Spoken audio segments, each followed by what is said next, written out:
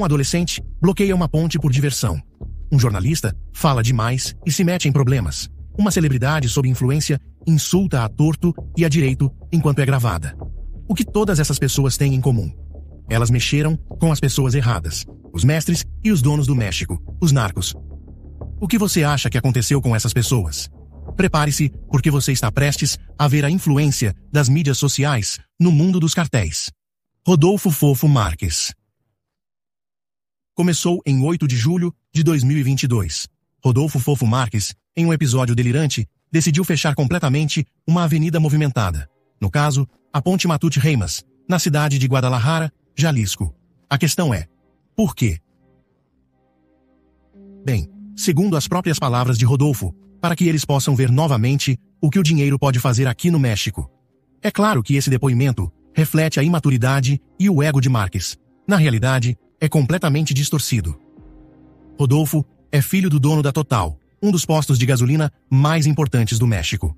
O dinheiro sempre esteve ao seu alcance, permitindo que ele exibisse seus luxos no TikTok e no Instagram, onde começou a viralizar e se tornou controverso. Com isso, acredito que podemos traçar o perfil completo de Marques. Sendo jovem, fama e dinheiro o cegaram. Era apenas uma questão de tempo, até que ele cruzasse a linha. É aqui que o incidente da ponte entra em cena. Um evento que irritou as pessoas erradas. Talvez, se isso tivesse acontecido em outro país, teria sido esquecido. Mas no México, isso é uma sentença de morte. Estamos falando de um dos países mais perigosos do mundo. Um lugar completamente controlado por cartéis e crime organizado. Sabe o que é pior? Que Fofo teve a coragem de fechar uma estrada vital na cidade de Guadalajara, capital do estado de Jalisco. Estado fronteiriço que foi completamente tomado pelo cartel mais terrível e sanguinário do México, o cartel de Jalisco Nueva Generación, conhecido como CJNG. O cartel de 4 letras é caracterizado por seus métodos operacionais implacáveis, tráfico de armas e substâncias ilícitas, terrorismo, extorsão e assassinato. Seu líder é Nemício Aguada Cervantes, conhecido como El Mencho, o capo mais poderoso de Jalisco e um dos mais poderosos do México. Um sujeito sem princípios nem moral, um demônio na terra. O CJNG foi criado em 2007. A organização rapidamente começou a ganhar fama e poder no México por seus atos implacáveis. A escalada de poder e terror foi brutal. El Mencho construiu seu império através do sangue e do medo dos mexicanos. No entanto, ele nunca conseguiu superar o cartel de Sinaloa em sua era de ouro. Ele estava sempre perto, mas o domínio de El Chapo Guzmán sempre foi difícil. Agora você pode entender até que ponto a vida de Marques estava em risco. Nosso jovem influenciador desafiou o poder do CJNG, uma receita para o desastre. Fofo fechou a ponte por vários minutos, o tempo todo zombando das pessoas. Rodolfo postou o incidente nas redes sociais e, como você pode imaginar, ele se tornou viral em poucas horas. As pessoas ficaram chateadas com seu comportamento imaturo. A situação piorou muito, rápido. Até o prefeito de Guadalajara se manifestou sobre o caso. Todos estavam contra ele. O mundo de Fofo estava completamente destruído. Marques teve que se desculpar, aceitando prestar serviço comunitário na mesma ponte que ele bloqueou. O que poderia ser pior do que tudo isso? As coisas esfriaram, e foi aí que o CJNG decidiu jogar. Bastou enviar uma mensagem simples, postada no Facebook, de uma conta chamada Gente com la Gente NG. A mensagem diz o seguinte: Olá a todos os moradores de Guadalajara. Nós somos o cartel Nova Geração de Jalisco. Como muitos de vocês sabem, ou estão cientes, o influenciador, ou escória, chamado Fofo Marques, ousou fechar a circulação da Ponte Matute-Ramos, o que é um ato que não toleramos. Não deixaremos nenhum babaca como esse vir e fazer esse tipo de coisa. Nós somos os responsáveis em Jalisco. E por todo o México. E para você, Fofo, nós apenas diremos para você ter cuidado, porque não vamos deixar você vir para Guadalajara pensando que você pode fazer o que quiser. Aqui em Jalisco, Mencho está no comando. Se nós te virmos em Guadalajara novamente, nós vamos te pegar. E nem todo o seu dinheiro vai te ajudar então. Esta mensagem pode causar arrepios na espinha de qualquer um. Estar na mira de um cartel sanguinário como o CJNG não é pouca coisa. Eles queriam fazer um ponto. Mencho é o capo mais poderoso de Guadalajara. Ele é a autoridade máxima. Rodolfo temia por sua vida. Ele sabia que estava por um fio. Ninguém o protegeria. Isso era real, não sua realidade infantil e imatura. Como um rato assustado, ele buscou refúgio na mansão de seus pais abastados, esperando sua morte, sabendo que isso não mudaria nada. Mais de 30 seguranças foram contratados, armados até os dentes, prontos para vigiar a mansão dia e noite, preparados para proteger o jovem fofo. Todos sabiam que isso nunca pararia o CJNG. Seu arsenal era de nível militar. A influência política desse grupo era palpável. Sua infecção, como um vírus, havia penetrado no corrupto governo mexicano. Fofo estava aterrorizado. A paranoia havia se instalado. Ele simplesmente esperou pela emboscada, pelo ataque. Ele nunca veio. Meses se passaram e não havia sinal do CJNG. Algo muito curioso. Qual poderia ter sido a causa? Por que Rodolfo foi poupado? Veja o lado bom. Apesar de sua imensa estupidez, Rodolfo não encontrou seu fim nas mãos de um dos cartéis mais aterrorizantes do México, diferentemente do próximo influenciador. Imagine estar bêbado a ponto de não ter mais volta, com todos os seus sentidos nublados, sua realidade e raciocínio desaparecidos, só para então insultar, da maneira mais vulgar, um dos mais perigosos e poderosos chefões do tráfico de drogas de todo o México, El Mencho. Permita-me apresentar-lhe Juan Luis Lagona Rosales, popularmente conhecido pelo seu pseudônimo, o Pirata de Caluchón. Sua trágica história começa aos 17 anos, quando a internet o encontrou pela primeira vez no dia em que alguns supostos amigos o filmaram batendo a testa no chão, depois de ficar excessivamente bêbado. Aquele dia marcou o nascimento do pirata, o personagem que selaria seu destino. Louis era um adolescente baixo, de origem humilde, com uma família ausente, um espectro oposto ao fofo. O ambiente hostil e a narcocultura o influenciaram, enfurecendo-o profundamente. Tornou-se, como para muitos mexicanos de baixa renda, sua aspiração máxima. Isso o forçou a se mudar para Sonora, o berço do tráfico de drogas. Ele entendeu. Se ele bebesse, eles aplaudiriam. Isso o levou a beber mais, caindo em uma espiral de destruição, tornando-se um palhaço da internet. Deixando de lado o aspecto mórbido, podemos entender o quão trágica foi sua vida. Luiz nunca terminou a escola. Sua vida era simplesmente tentar sobreviver e ficar bêbado. Lembre-se, ele era menor de idade, um fato que tornava toda a situação ainda mais preocupante. Consumir quantidades mortais de álcool se tornou sua rotina diária. Ele era uma celebridade no YouTube e no Facebook, até mesmo sendo entrevistado. É claro que Luiz sentia que sua vida estava melhorando.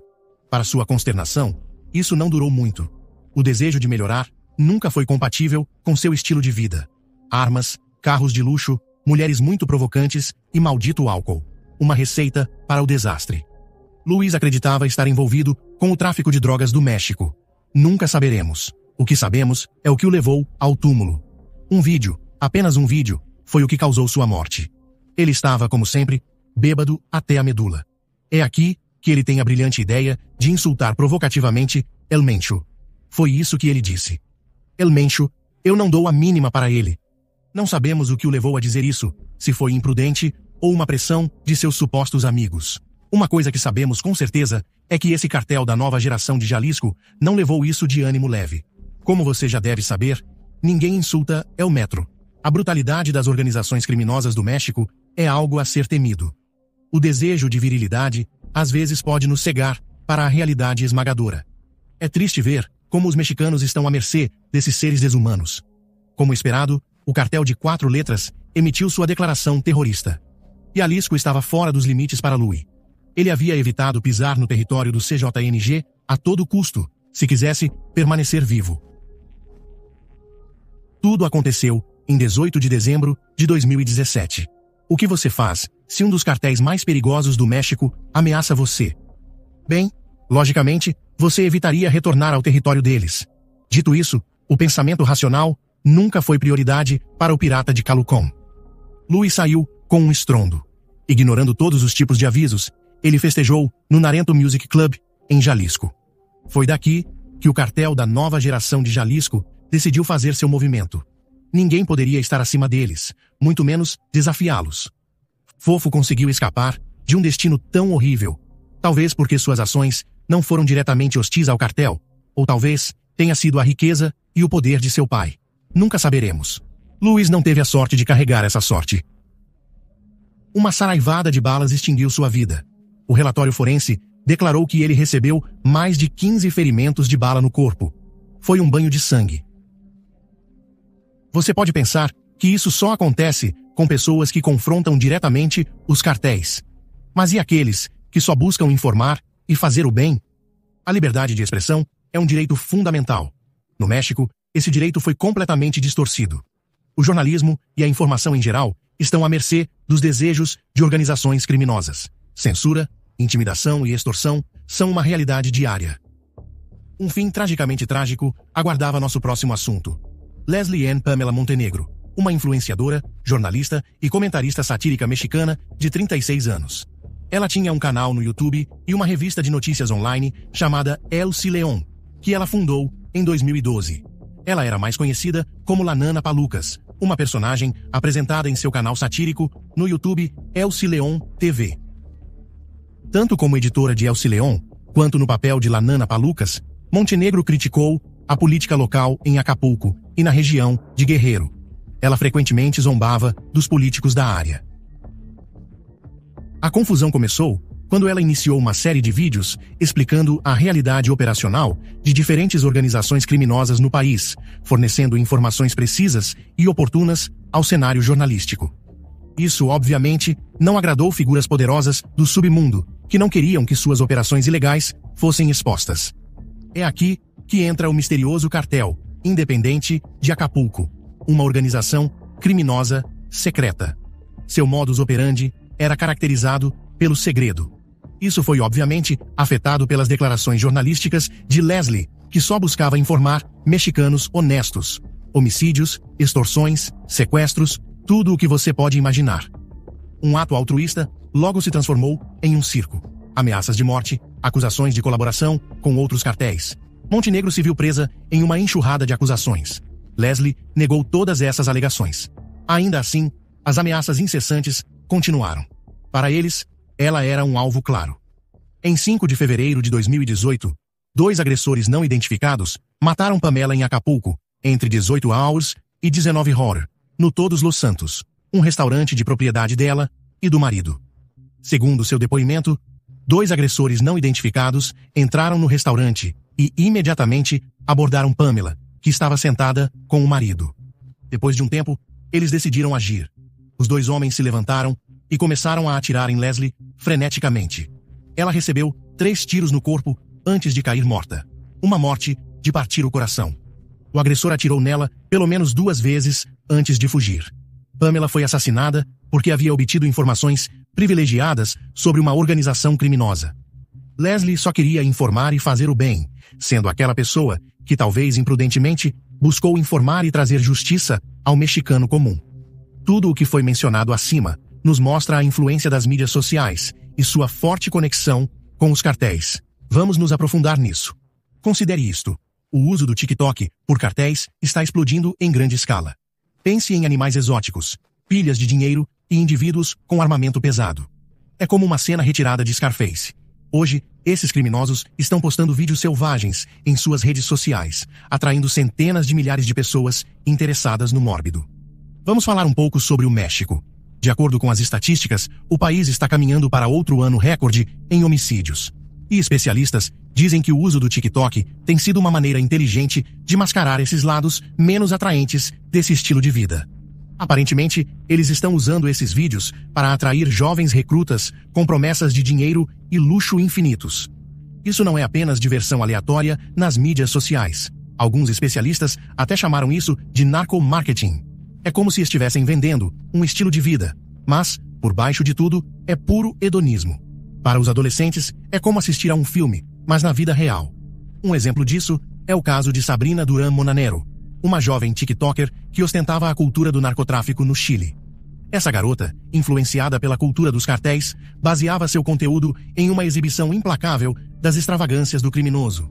Os cartéis praticam recrutamento forçado.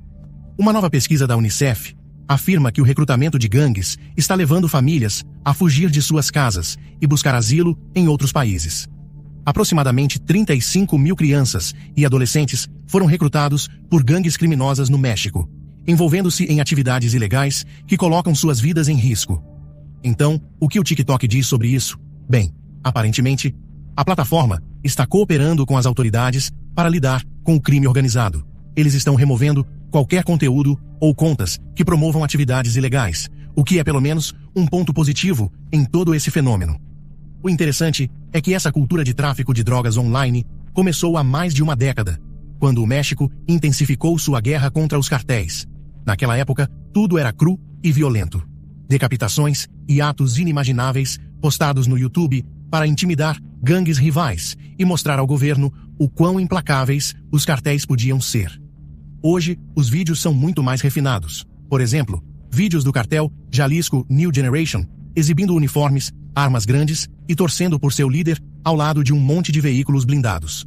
Agora, em relação a esses vídeos do TikTok, alguns ainda são feitos para aterrorizar você. Dito isso, há uma tendência crescente de vídeos buscando recrutar jovens para atividades ilegais, vendendo a eles a vida dos sonhos, muito dinheiro, carros luxuosos e garotas atraentes. A estratégia agora é reter os jovens, a próxima geração de um país. É como se eles tivessem transformado a violência e o crime organizado em uma espécie de reviravolta no entretenimento, até mesmo adicionando algumas melodias idealistas para aquele toque final. Inacreditável, não é? Lembre-se de se inscrever e comentar. Até breve.